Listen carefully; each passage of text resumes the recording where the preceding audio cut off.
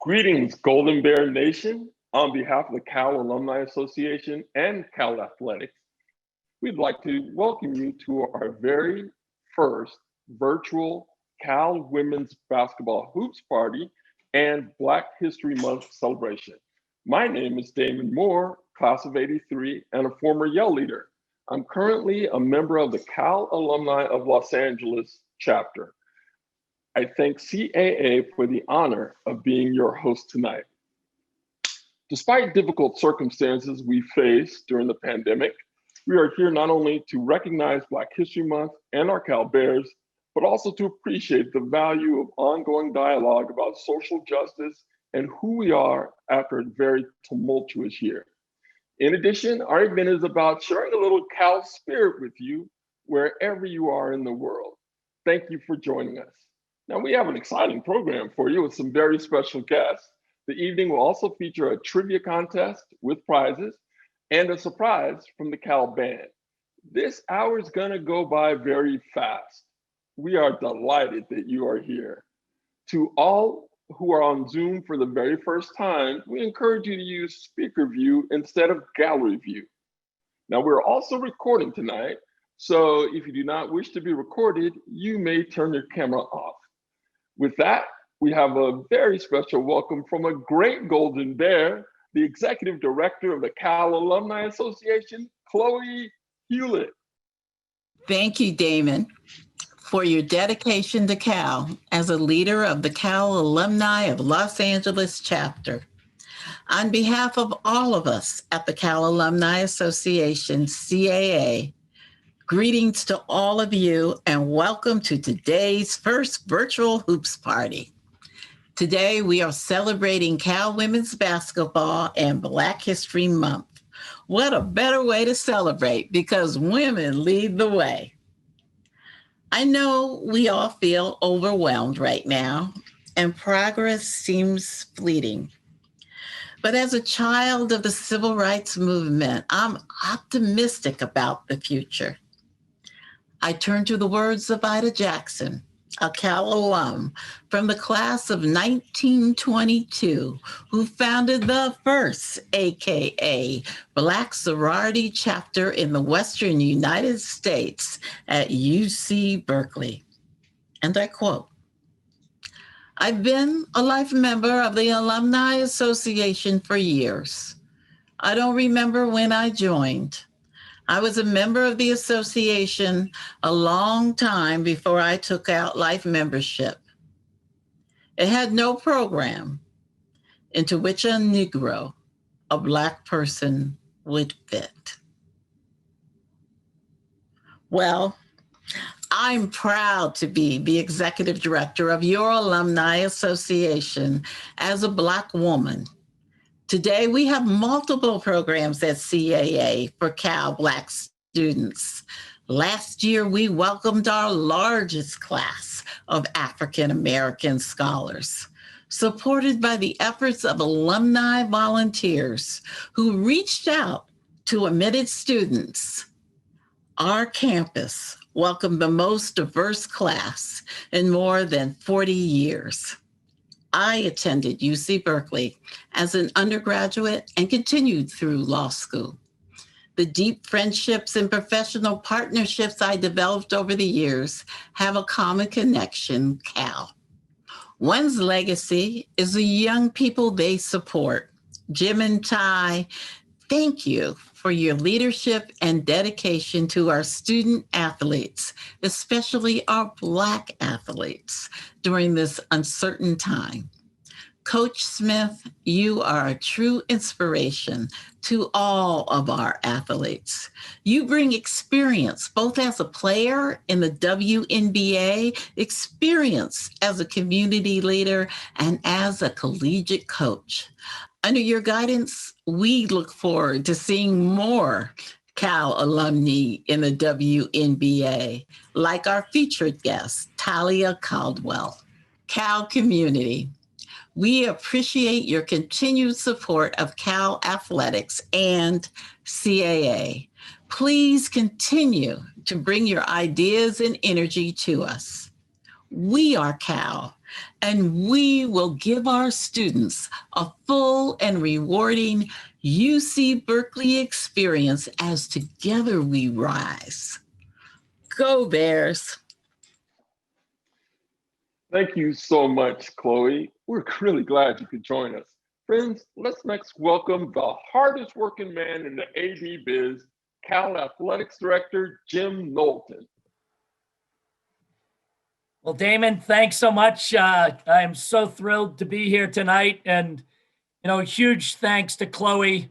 Every time I hear her speak, it's inspirational. And really, when I look at the CAA, I see just a phenomenal partner with our athletic department. And this is just a perfect example of how working together, teaming to connect with alums and connect with fans of our women's basketball program just works for everyone. So big thanks to Chloe, and certainly Damon, thanks for taking on the MC duties tonight.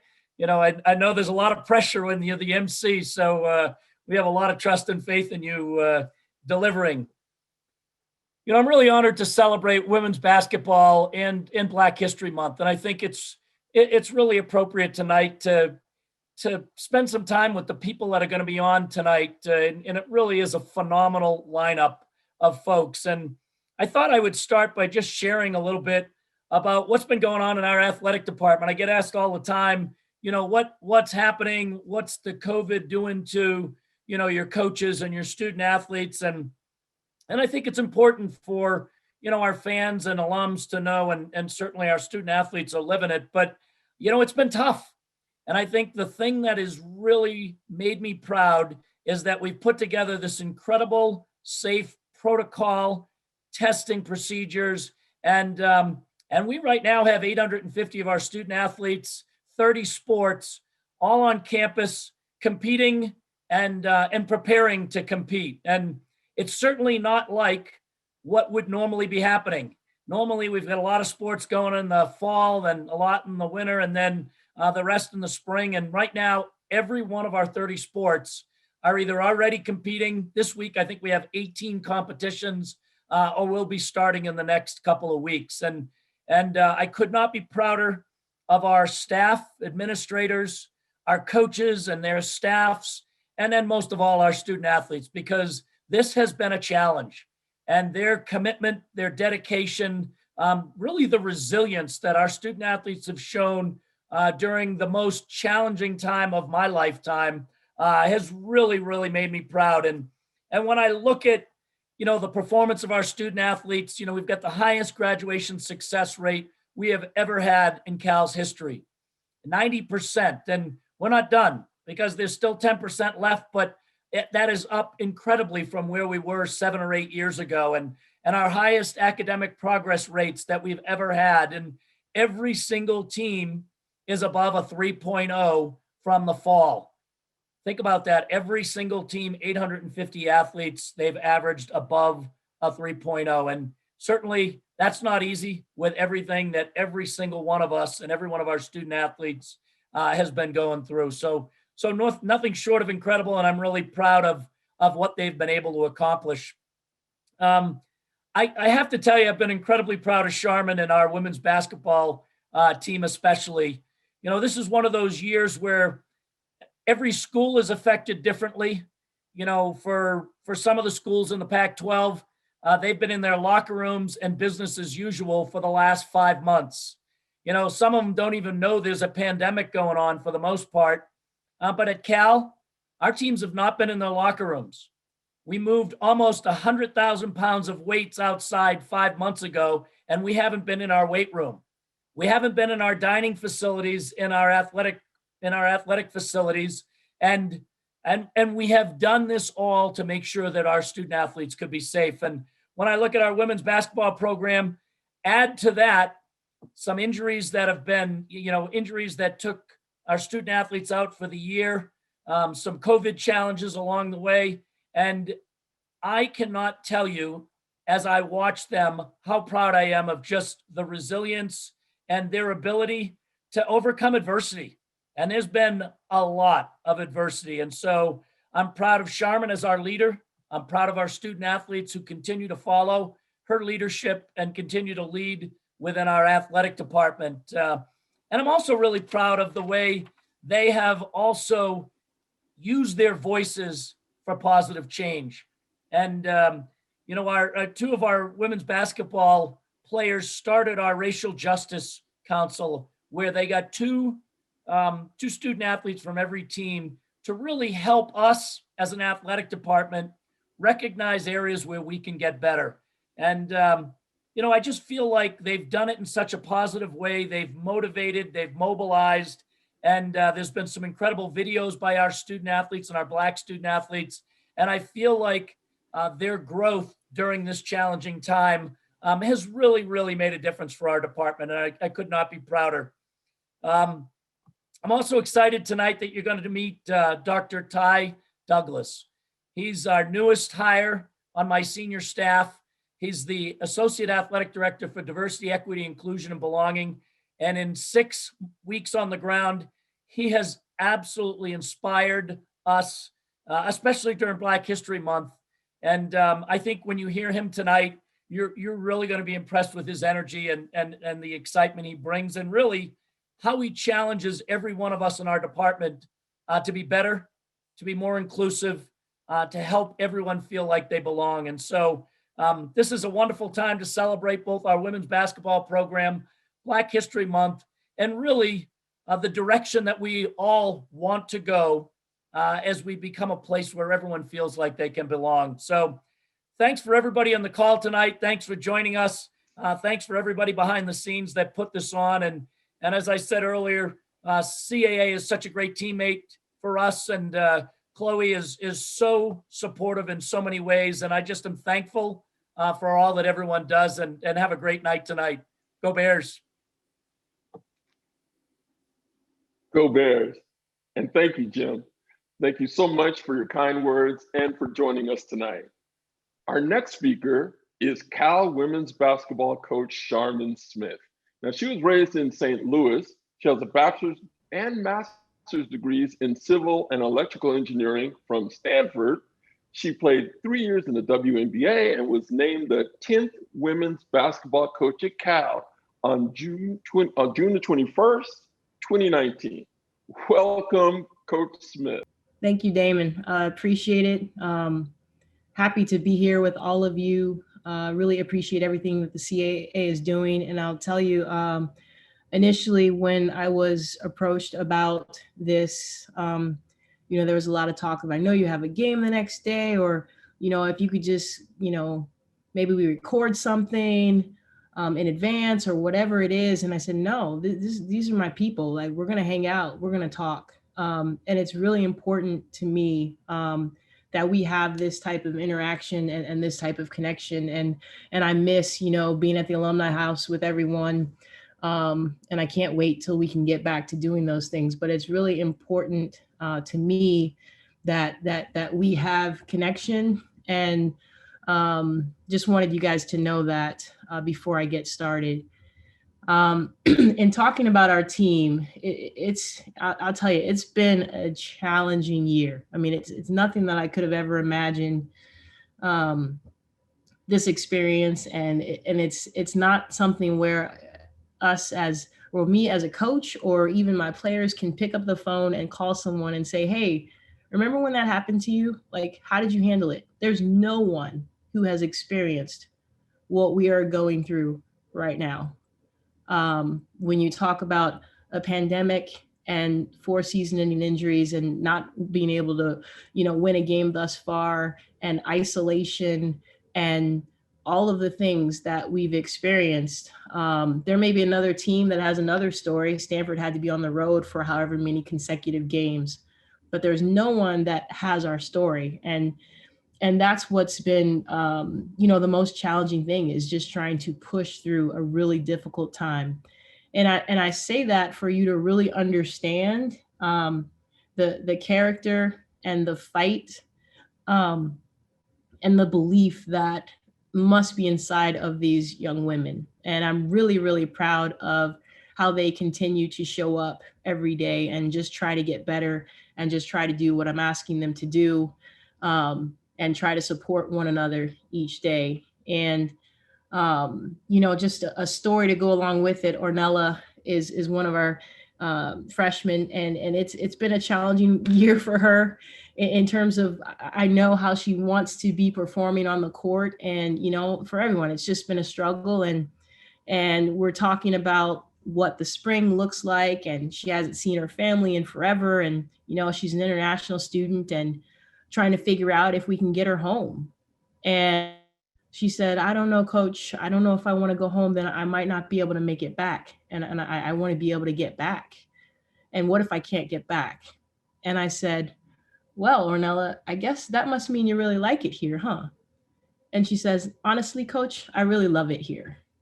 And that was just yesterday, and it just made my day. I mean, I don't know what's gone right for her, so far, and this whole experience. And to hear, honestly, coach, I really love it here, just really made me feel good. And I know it's because of the sisterhood that she has. I know it's because of her being at the #1 public institution and how much she enjoys her classes. All of those things really just made me have some perspective and realize that we are in a phenomenal place with phenomenal people. And that's why, we're going to be okay moving forward and have a ton of success. So just wanted to share that with you. Things that we're doing exceptionally well right now is just showing up and competing. And I'm really proud of the group for doing that. Off the court, we have the highest GPA right now that I think we've had in program history. Jim spoke about it from a department's perspective. But I believe I was told yesterday, Cal women's basketball has the highest overall cumulative GPA of any sport. And I was like, whoa, okay. I remember times being here in the all staff meetings when, like GPA would be acknowledged. And I'm like, all right, well, waiting for the next part. It's not us, and to have it be now where, it's our team that's kind of leading the way and doing such a great job. I told our team about that. I told them I owe them a party to celebrate. We'll hang out at the house and have some pizza or something whenever that is allowed. And I also told them that I expect it to continue.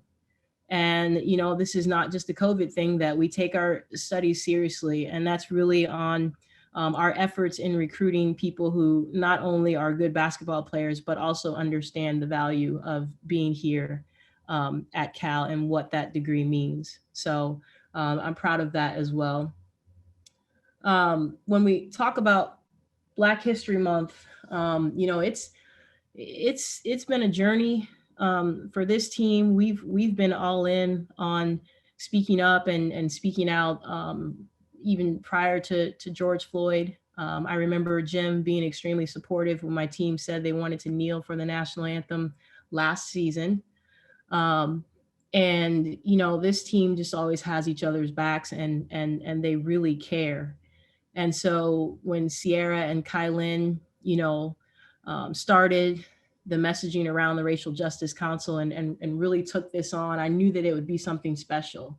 And with the leadership of, the Cameron Institute and Dr. Nichols and Dr. Douglas now joining in, it really has a potential to be something phenomenal. And when we talk about it with Kylin and Sierra, this is something where they want 5 years from now, or 5 years from their graduation, they want to come back and see that, the Racial Justice Council is still there and doing great things. And I know that it will be. So extremely proud of that. And I've learned a lot from Tai since he's been here at Cal, and even before he arrived. I told him during his interview process that he's going to be someone where I'm just going to be sitting, chilling in his office, like listening.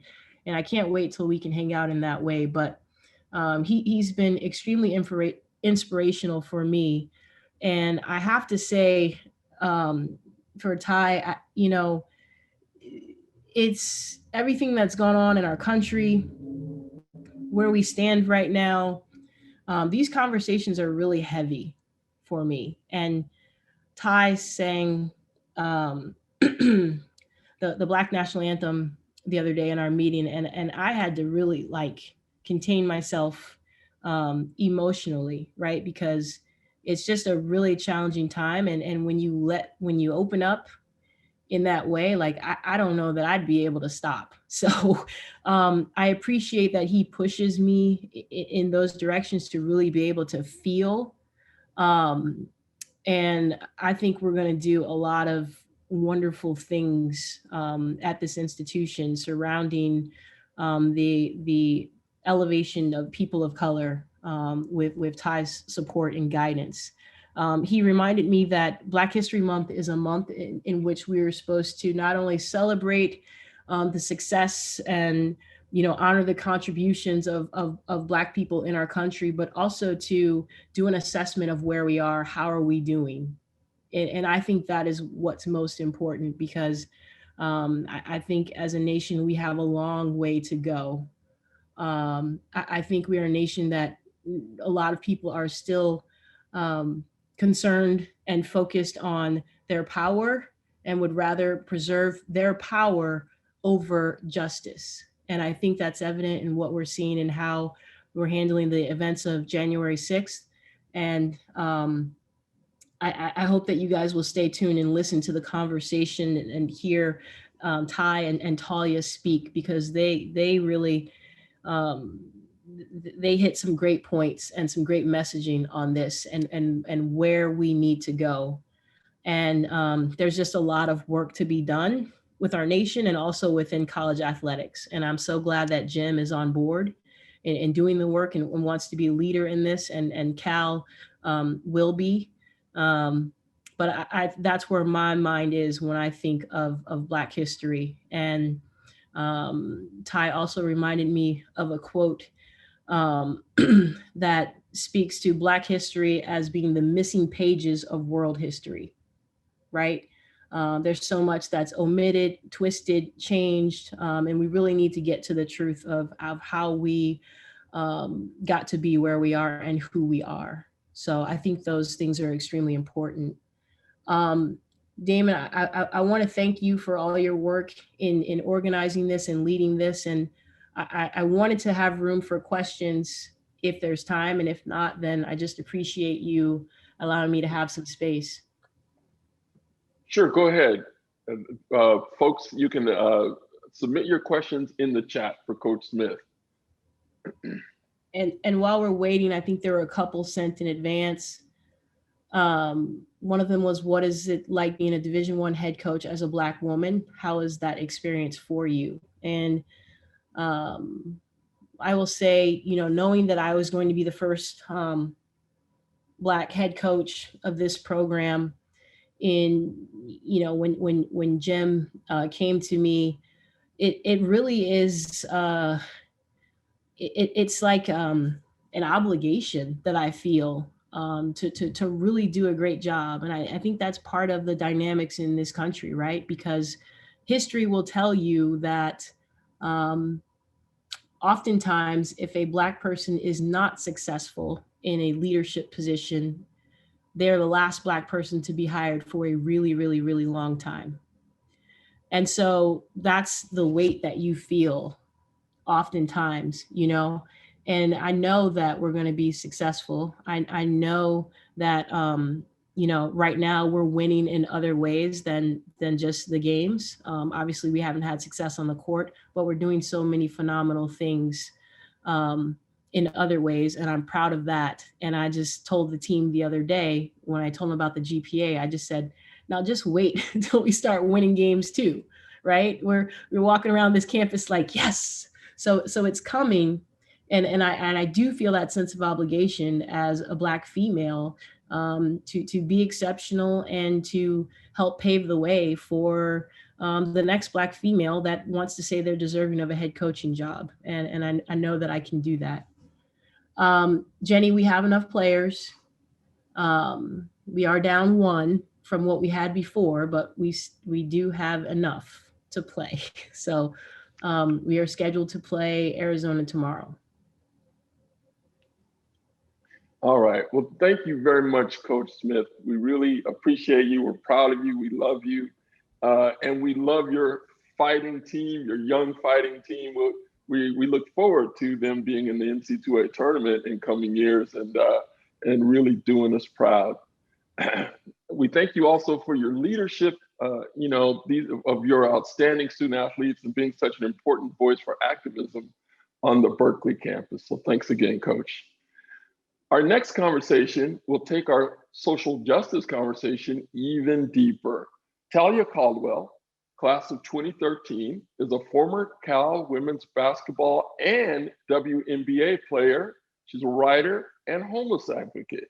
She is the founder of the Echo Park Fund, a grassroots collective committed to providing the tent community of LA's Echo Park with essential resources, and the first Cal women's basketball player to be admitted to the Haas School of Business. Talia is joined in this conversation by Dr. Tyron Douglas. We welcome Dr. Douglas, or Ty as he prefers, as the first ever Associate Director for Diversity, Equity, Inclusion, and Belonging at Cal Athletics. He comes to Berkeley from the University of Missouri, where he was an associate professor in the Department of Educational Leadership and Policy Analysis and an affiliate faculty member in the school's Black Studies program. Everyone, Talia and Ty. Talia, what's going on? It's so good to be able to meet you. How are you? I am well. How are you? I'm wonderful. I'm wonderful. I know we want to begin by acknowledging our colleague, Damon. Thank you for the work that you've done to make this happen. As a new member of the Cal community, I haven't had a chance to meet you yet, but I'm excited about the work that you do. And I'm excited to be able to get to know a Cal legend. Talia, what's going on? Talk to me. I'm new in the space, so just give me a little context for who you are, because word on the street is you are just a celebrity in these parts, and I'm excited to be able to spend some time with you. Hello, this is going to be a lot of fun. So yeah. Talia Caldwell. Some of my most important intersections. I am from Los Angeles.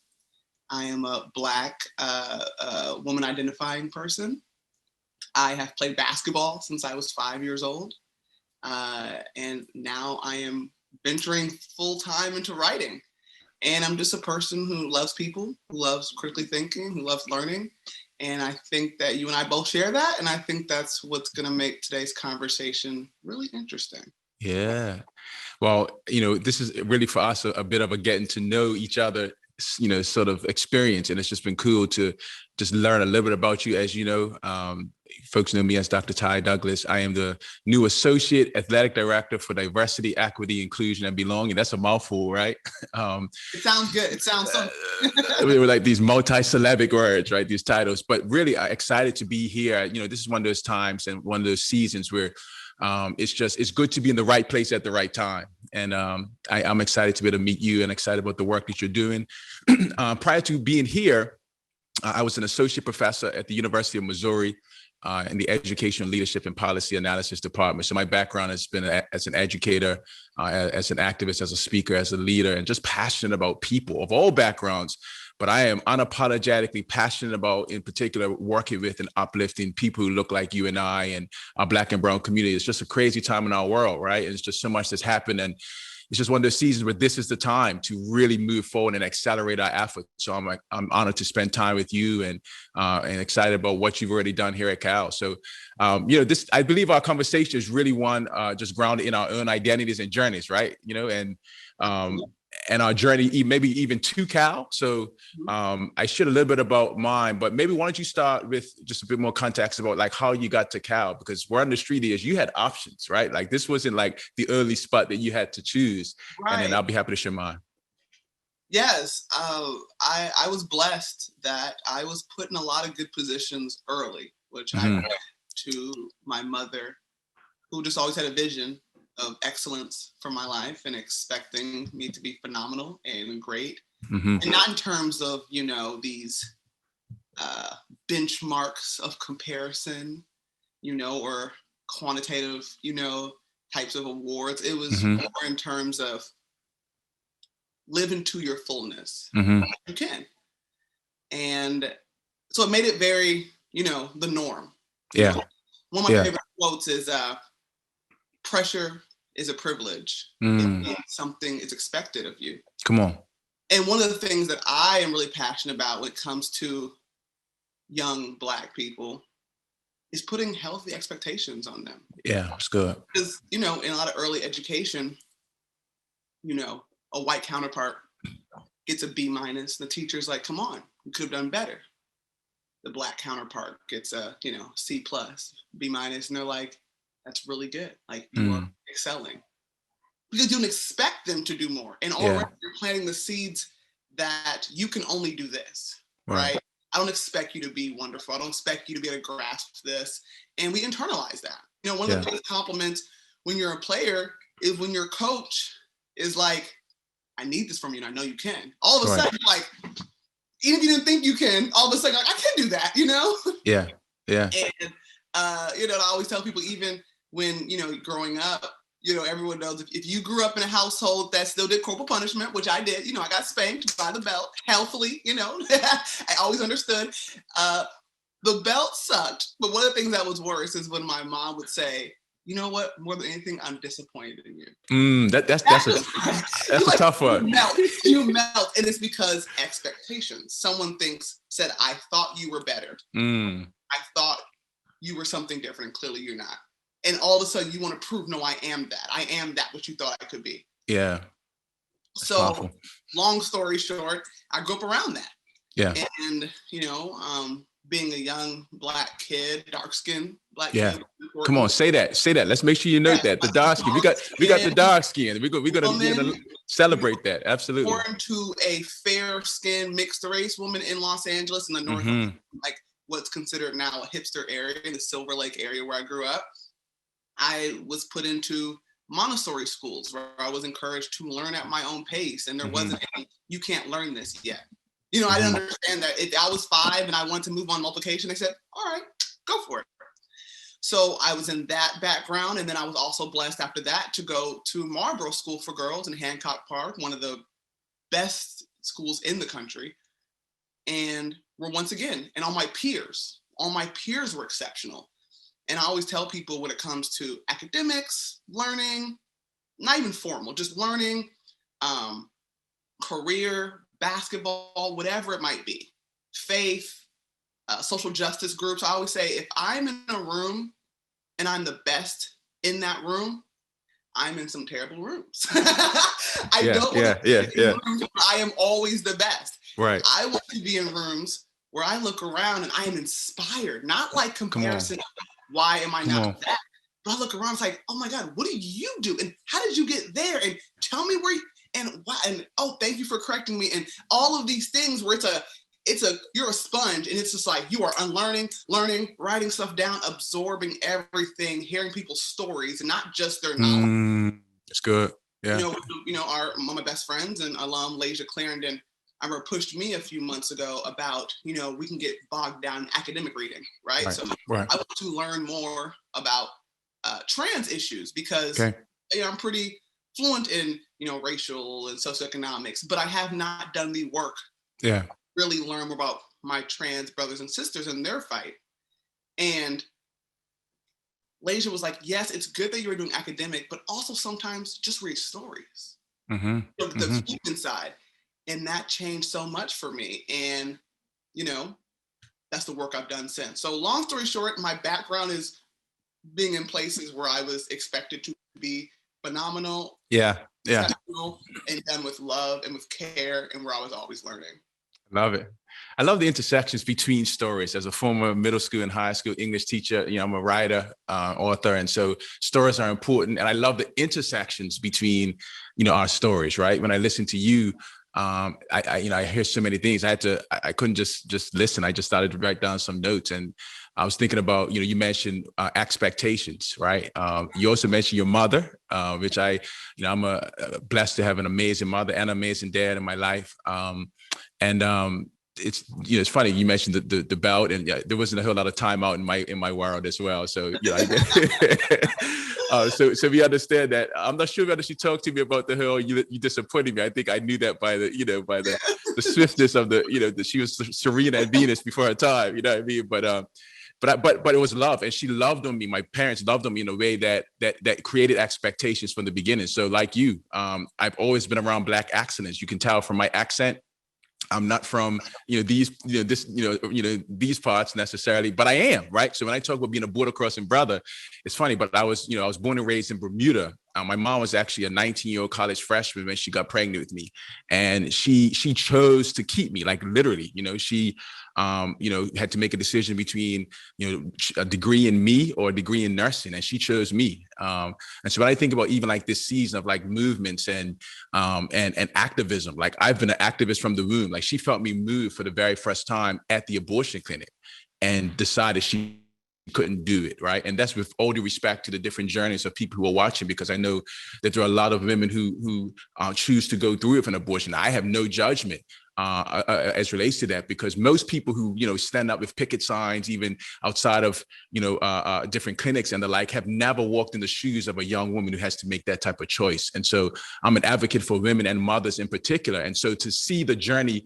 of a mother who had great expectations for me, and to choose me, right? Like she literally chose me, and she said, I will face the adversity of people who will be disappointed because she's going to return to Bermuda without her degree, but now she's got a boy. And in fact, gave birth to me in Bermuda. So really, to have a child, like expectations is now what I've become and been able to sort of inspire in her. So I'm excited to share my mother, who was a 19-year-old college freshman, is now working on her doctorate, at the university that I just left, right? So when I think about stories and expectations, now I've been at a point, and this is why I want our student athletes who are watching to know, like, your degree is not about just you, right? Like this thing's about uplift. So now I'm saying to mama, yeah, I know you push me, you challenge me to get the scholarship applications. And now I'm saying, like, when I finished my master's, Talia, I literally exchanged places with my mom. I went back home and taught and drove her small little car, and the students would laugh at me, but they didn't know I was making moves. I had bought a business, and my mom moved from Bermuda and went back to Oakwood University, where I went to undergrad and finished her degree, and then finished her master's. And then when I finished my doctorate, I said, it's coming, right, Mom? At some point.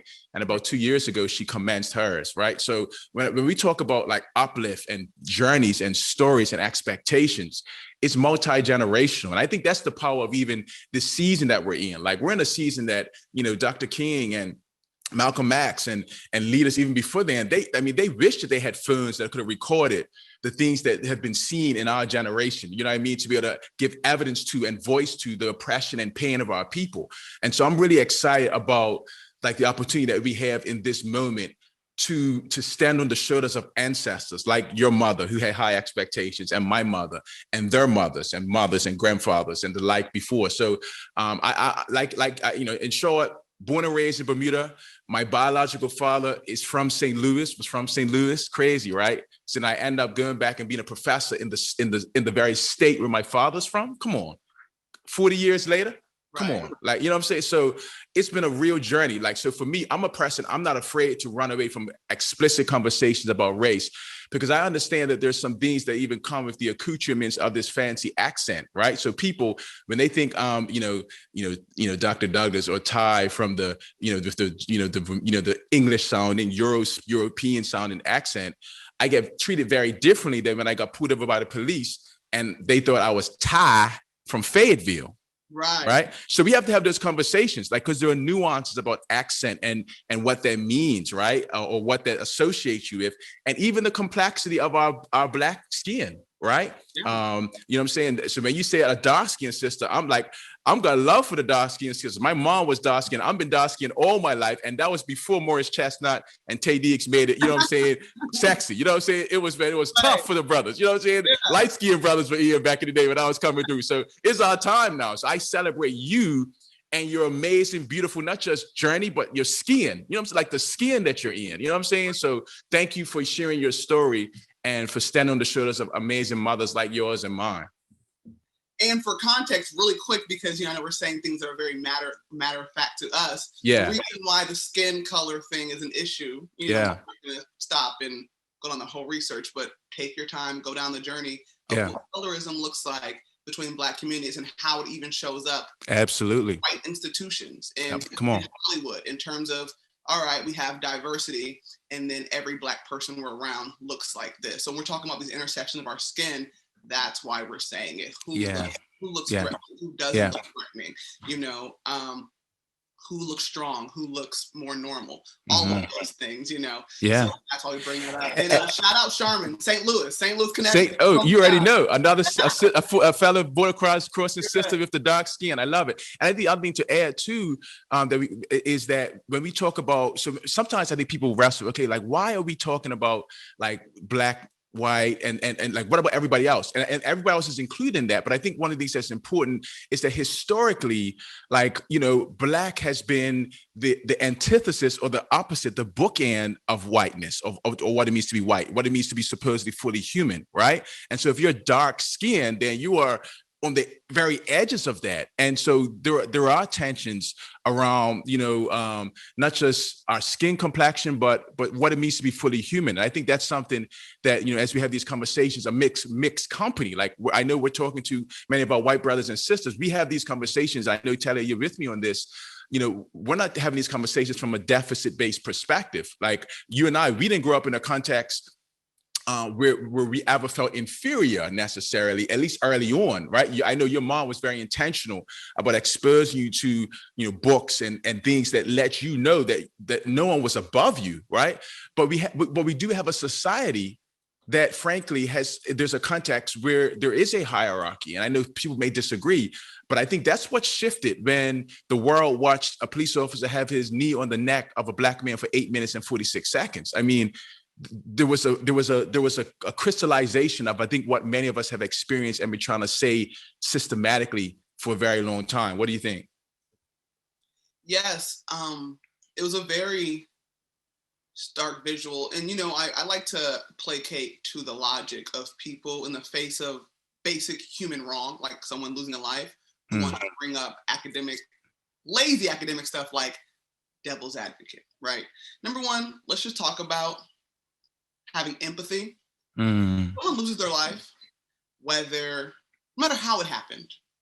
I'm not gonna say justify because I don't believe in justification of anyone's death, even when it comes to the death penalty. So when someone loses their life and there's context behind it, I think the first thing we need to have is empathy about a life was lost. Yeah. Right.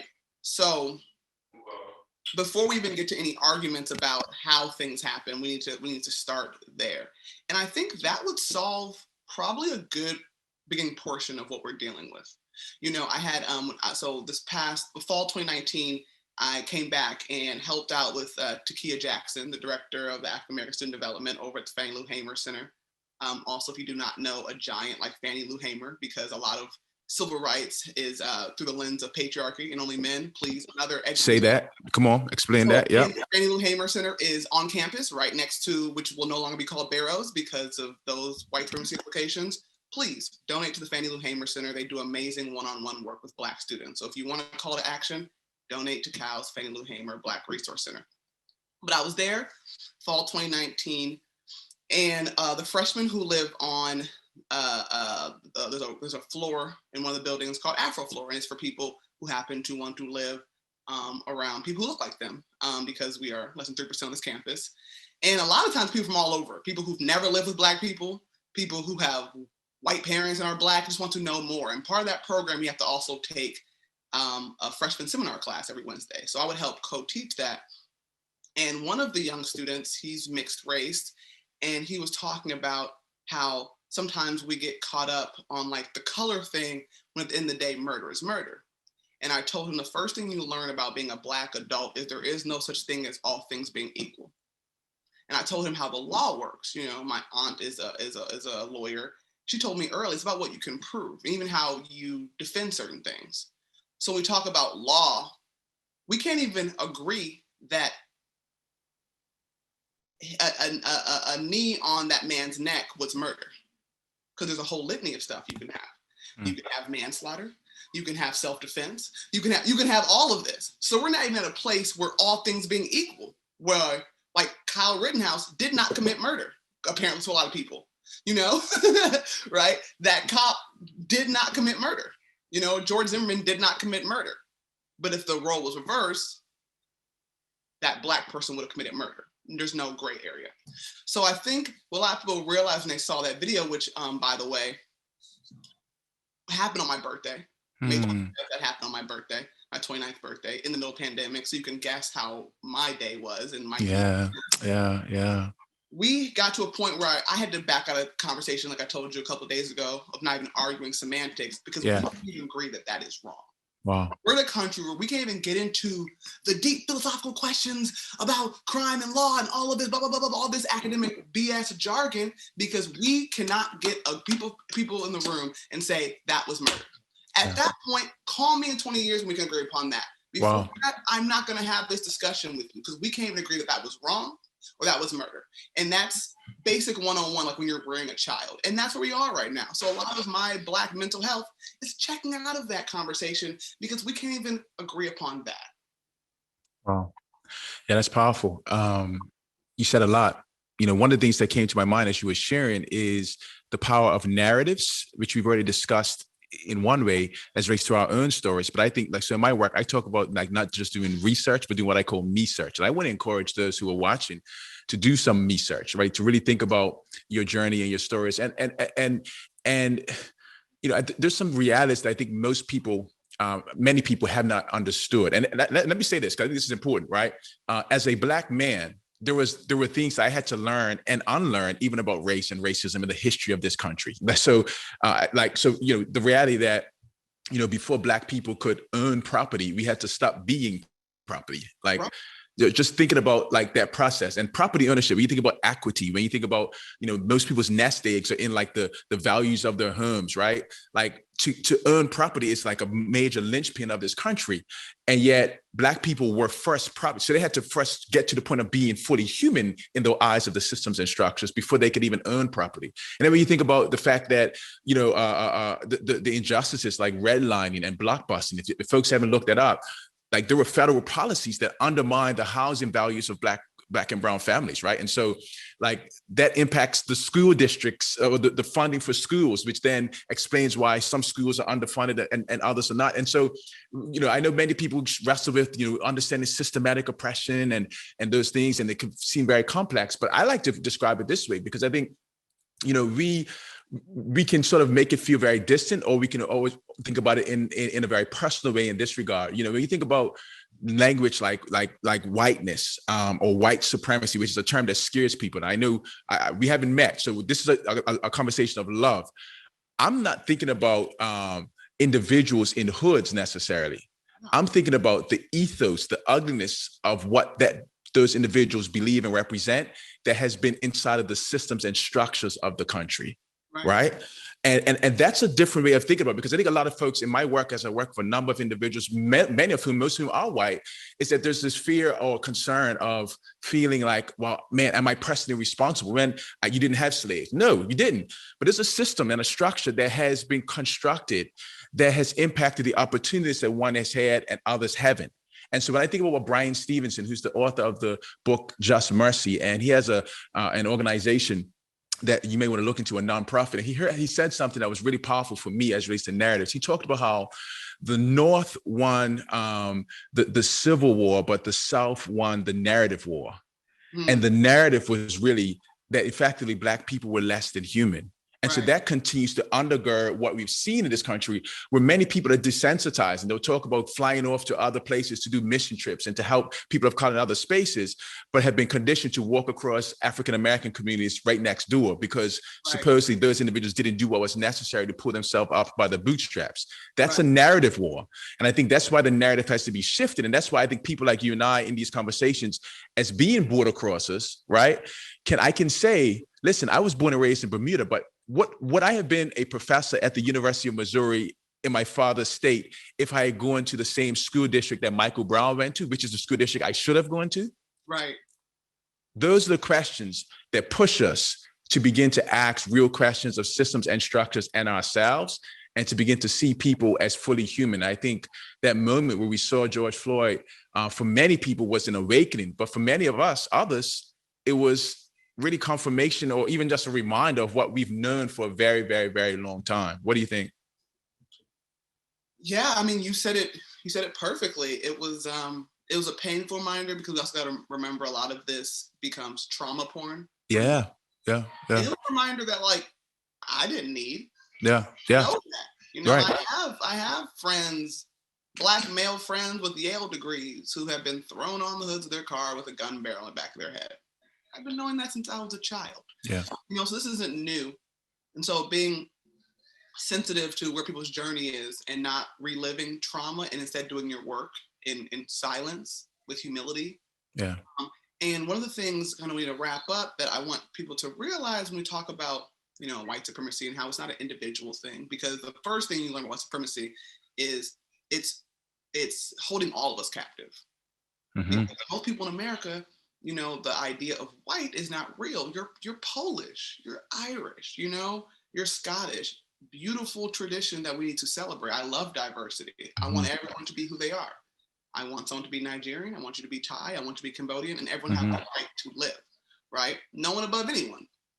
That's true equality. So when you look into, what white supremacy means, you realize that these systems, the same way we don't get offended when we see poverty and say, look at how capitalism is playing out. It's the same. That's all that is. So take a deep breath. Have fun with it. We're not calling people the KKK. We are just saying, look at how these conditions have caused certain things. And another thing I'm going to say before we wrap up is everything about power dynamics. Everything about power dynamics. Power. So humbling yourself, kind of like when you said, because I have, I grew up around all white people everywhere I lived, all my schools. So I have a lot of white friends. And, most of them know that they're responsible for slavery. The same, I am not responsible for the murder rate of trans Black women. Yeah. I have a privilege and I have a voice, and we all have. So every system I'm in, I realize even if I am a Black woman with all these intersections, I'm still above someone else, how our system works. And it's not, whether people are differently abled, whether they have unseen disabilities, invisible disabilities, whether they come from a different socioeconomic class, academic, we all have privileges. So I have tons that I have around people who look like me or people who are even white, whatever that privilege may be. So when you humble yourself and really want to learn about that, it makes it so much easier to recognize and say, I see where I can be better. Yeah. I see where I can step up. I see where I can learn. I see where maybe I'm not the one causing harm, but am I actively going into these rooms and dismantling this? Like Black History Month, or people selling t-shirts with Black people. How about you go to your job and you make sure we are hiring people in the boardroom that look like the world? Yeah, that's good. Like Black people do not want t-shirts. I don't want a George Floyd mural. I don't want Black Lives Matter painted on the tar pit. I don't care. Yeah. I want people who look like him and me to have a voice in the school systems, in town halls, at their job they've been working at for years, so that they can get promoted to not just being these lower level. Like, that's the equity that we want.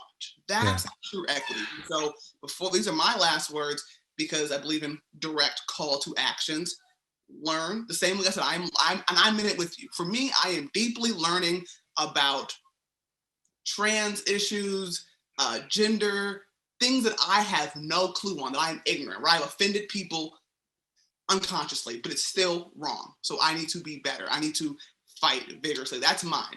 So for anyone else, if you're like, I want to hear more about what Dr. Tai was saying about redlining and how these systems came to be, I have a wonderful book for you. And I have a book that is written by a Black woman. I'm really pushing, if you want to read about Black issues, find them from Black women, because the narrative we have been so focused on men, and I want to end that. So the book I'm going to list, two. Warmth of Other Suns by Isabel Wilkerson. Mm-hmm. Warmth of Other Suns by Isabel Wilkerson. It's the Great Migration, in which has really set up our modern political, economic, housing, education system. It's America's story. It's not Black America's story, it's America's story. It's sad that it's not required reading in every middle school. So Warmth of Other Suns by Isabel Wilkerson. And then a former Berkeley professor who died in 2003 from breast cancer, June Jordan. We hear about Toni Morrison, we hear about Audre Lorde, we hear about Sonia Sanchez, Nikki Giovanni, and one of the people that gets lost in that is June Jordan, and she's incredible. And her book is named Some of Us Did Not Die. Some of us did not die, because like what you were saying about Martin Luther King and all these people, I do not believe in Black martyrdom. I do not believe in a time where people should not get their due credit. I don't believe in doing it for the sake of just the people, because that's how Black people die, exhausted. Zora Neale Hurston, a Black person we praise, died exhausted Yeah. and penniless and scrutinized, while her male counterpart, Richard Wright, had all the esteem. I'm going down a long tangent, but my point is, I don't want people to be doing this work for naught. Yeah. Stacey Abrams deserves everything now, Yeah. not her death. I don't Absolutely. find anything appealing or attractive about Dr. King and Malcolm X dying at 38. I turned 30 in 4 months. There is nothing celebratory about how it ended for them. Yeah. Yeah. Period. And Yeah. so I want us to no longer celebrate Black fatigue, Black strength, Black martyrdom, Black faith in the midst of people doing you just terrible. It's not right. It's not human. And so I think we should call direct action. And so I'm saying learn, listen, and do something to dismantle in your families, in your friend groups, in your group text, on social media, and in your jobs and schools. And Yeah, that's powerful. Yeah, that's powerful. Yeah, I would just also close with just echoing what you've shared. I appreciate how you've raised the gender dynamic of the silencing often of particular Black women in the movement. I think about Diane Nash and her powerful role in the movement. I heard her speak once, and she said, as she thought about us, Talia, that there was a generation of leaders who they loved us even before they had met us. They knew that they would never meet us in the flesh, but they loved us. And they sacrificed what was necessary in their generation so that we could have conversations and lead in this moment. So I want to celebrate you. I want to acknowledge, Black History Month and invite each person who's watching to go beyond a month. This is a time not just to reflect and to have conversations, but to also accelerate your efforts, and join us. I'm excited to be a part of this department to do that. When I think about, the beginning of Black History Month, which started as Negro History Week under the leadership of Dr. Carter G. Woodson in 1926, he was intentional. It was a time of assessment and reflection on the work that they were doing and to accelerate their efforts while considering where they had come from. And so I want to invite you to do the very same thing, because ultimately this is more than just about a moment. This is about a movement. And I'm excited. From the room, I've been moving and you've been moving from the time you were in Los Angeles. And so, what are you going to do with this moment, right? Aristotle says that excellence is not a singular act. It's a habit. You are what you continually do. And while Aristotle said it, I heard Shaq say it. And when Shaq said it, it resonated with me as a young man. And so that's the translation of Aristotle through the muse or the voice of a 7'2", center who spoke life. And so I want to just affirm every single athlete who's watching, every single sports person who's watching. And as a former K-12 teacher, as a professor, I want to also acknowledge that we need to do a better job of inviting and including the voices of our athletes as educators, because they have more power sometimes than our teachers. If Steph Curry says that the sky is green, kids are going to say the sky is green, right? I can say whatever I want with my research and my books. And so I want to celebrate the brilliance and beauty of our people and of each of you who are watching, because ultimately there really is one human family, and how we got disconnected and the disproportionalities that we see has been created. It's not just about how hard somebody's work, but some people didn't have boots. Some people didn't have bootstraps. And so thank you for being a part of this conversation. Talia, we're connected now, sis. I don't know what you're going to do for the rest of our lives. We messed around and had a conversation and a moment together like this. So I know the best is yet to come. I'm excited about Coach Charmin, our team. Shout out to Kai Crocker, Sierra, amazing athletes who are leading in various ways. And I'm excited to be a part of our team. Please join us, help us, be a part of this work, donate, and help to accelerate what we're doing in Cal Athletics. We are committed to being leaders in diversity, equity, inclusion, and belonging, and everything else that we're supposed to be leading at this time. So thanks for joining us. Cal, thank you, the alum, thank you, the Cal supporters, the family administration. Let's be about it. Let's do that work right now. And also let's celebrate Charmin Smith. Absolutely. Not give her flowers 5 or 6 or 7 years later. Absolutely. We can actually be different in history. We have Charmin Smith, who is doing more than enough and is creating change. And she's emptying herself. Absolutely. She's amazing. Coach Charmin, we love you. And thanks, Charmin, in tangible ways. How we support girls, how we support her. Out loud too. It's important to support people out loud because of the repercussions this world is. That's just a fact. So support her out loud in action with either your time, talent, or your treasure. So thank you, Charmin. Thank you for leading these girls, and especially all of the Black athletes at Cal. I hope this serves a purpose, and I appreciate it. It was fun. Absolutely. Go Bears. Go Bears. Coach Smith, Jim Moulton, Chloe Hewlett, the Cal Band, Tai Douglas, and Talia Caldwell, a heartfelt thanks on behalf of your commitment to our alumni community and to the Cal athletics community and to Cal students. And thank all of you for lifting us up by joining us here today. Now, very lastly, by the way, we look forward to seeing you soon again. Very lastly, because this is who we are, let's have everyone in your house, everybody. Let's have everyone in your house and on your street hear you all together. Let's hear an extremely big and proud Go Bears on 3. Ready? 1, 2, 3. Go Go Bears! Bears! Go Bears! And thank you. Go Bears! Yes. Thank you, everyone. Thank you. Yeah.